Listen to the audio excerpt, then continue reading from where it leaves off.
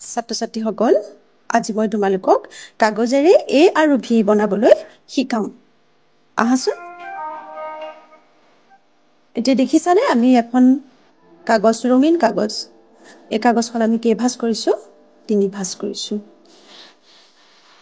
3 ভাঁজ একদম ধুনীয়া সমানকৈ কৰিব লাগিব।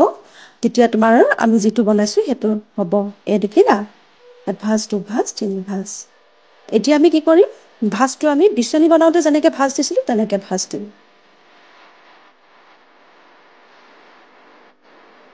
এবাৰ আগফালে এবাৰ পিছফালে এনেকৈ আমি ভাঁজ দি পেলাই গৈ থাকিম।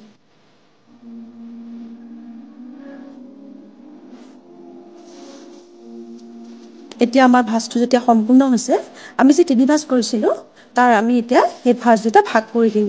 এই চোৱাচোন আমি কেনেকৈ ভাঁজ কৰিম। ইয়াতে আমাৰ তোমালোকে ওচৰত চাব লাগিব। ওচৰত চাই পেলাই দেখিবা যে আমি তাৰে দুভাগ কৰি দিলোঁ। আমি ভাঁজবিলাক আমি 2টা ভাগ কৰি দিলোঁ। 2টা ভাগ কৰি দিয়াৰ লগে লগে এইটো আকৃতি ল'ব। দেখিলা? এনেদৰে আকৃতি এটা লোৱাৰ লগে লগে এইটো কি হৈ গ'ল? এইটো কি হৈ গ'ল? এই আকৃতি ল'লে। হয়নে? এইটো কি হৈ গ'ল? এ হৈ গ'ল।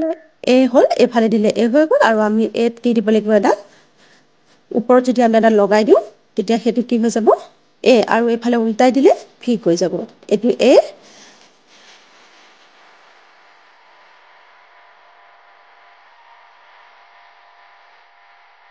এইটো ভি।